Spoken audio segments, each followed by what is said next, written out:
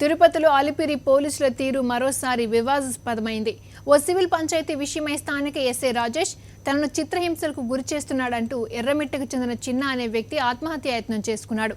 త్రుటిలో ప్రాణాపాయం నుంచి బయటపడి కోలుకుంటున్నాడు. దీనిపై మా కరెస్పాండెంట్ ప్రసాద్ మరింత సమాచారం అందిస్తారు.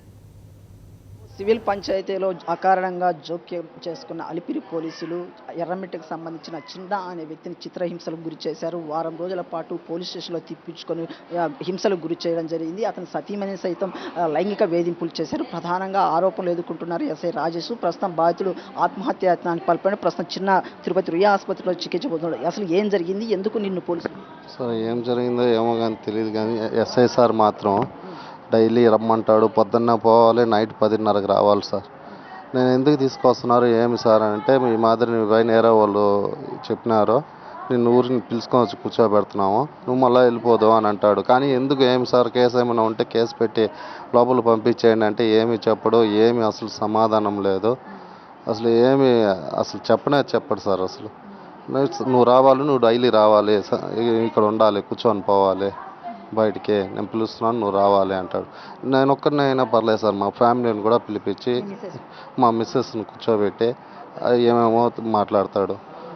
ఎందుకు సార్, ఎందుకు ఈ మాదిరి బాధింపు, నన్ను బాధ పెట్టబాకండి, నీకేమైనా కేసు ఉంటే కేసు పెట్టి నన్ను లోపలికి పంపించేయండి, లేకపోతే ఏం చెప్పండి నేనంటే, లేదు కంప్లైంట్ ఇచ్చారు అని అంటారు. కంప్లైంట్ ఎవరి పేరు మీద ఏమి ఇచ్చారంటే, కోవిడ్లో ఉండే వాళ్ళు ఇద్దరి పేరు మీద కూడా ఇచ్చున్నాను.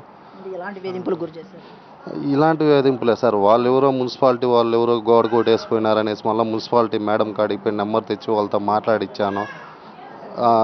ఆత్మహత్య చేసుకోవాలి ఈ వేధింపులకే సార్.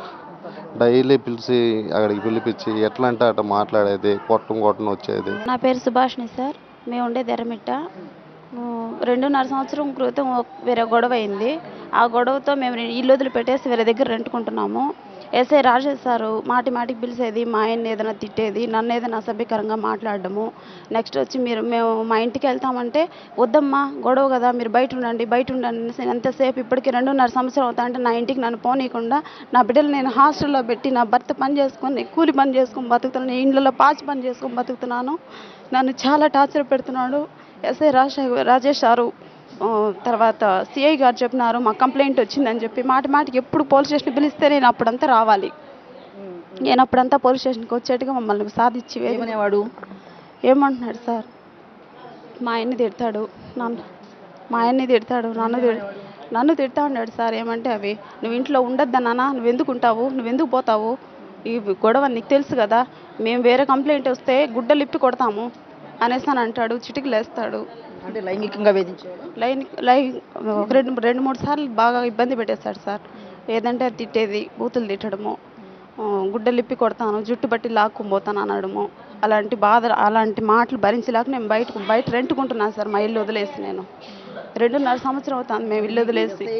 రాజేష్ అన్యాయం చేస్తాడు, ఎవరికైనా చెప్పుకున్నావా? ఎవరికి చెప్పుకోలేదు, ఎవరు వింటారు సార్, ఎవరు వింటాను, నేను మా ఆయనే చెప్పుకోవడం తప్ప. అవన్నీ ఆయన ఓర్చుకోలేక నేను చెప్పు, నా బాధ భరించి నేను ఉంటేనే కదా నీకు కష్టం అని చెప్పి మా ఆయన ఈ విధంగా పాయసం తీసుకున్నాడు. ఉన్నతాధికారులైన జోక్యం చేసుకొని న్యాయం చేయాలని చెప్తున్నారు. ప్రస్తుతం చిన్న ఆసుపత్రిలో చికిత్స పొందుతున్నాడు. ఆత్మహత్యాయత్నానికి పాల్పడ్డ ఇతని ఆరోగ్యం కుదుటపడిన తర్వాత కోర్టును సైతం ఆశ్రయిస్తామని స్పష్టం చేస్తున్నారు. వీడియో జర్నలిస్ట్ హరితో మధుసూదన్ రెడ్డి, సాక్షి టీవీ, తిరుపతి.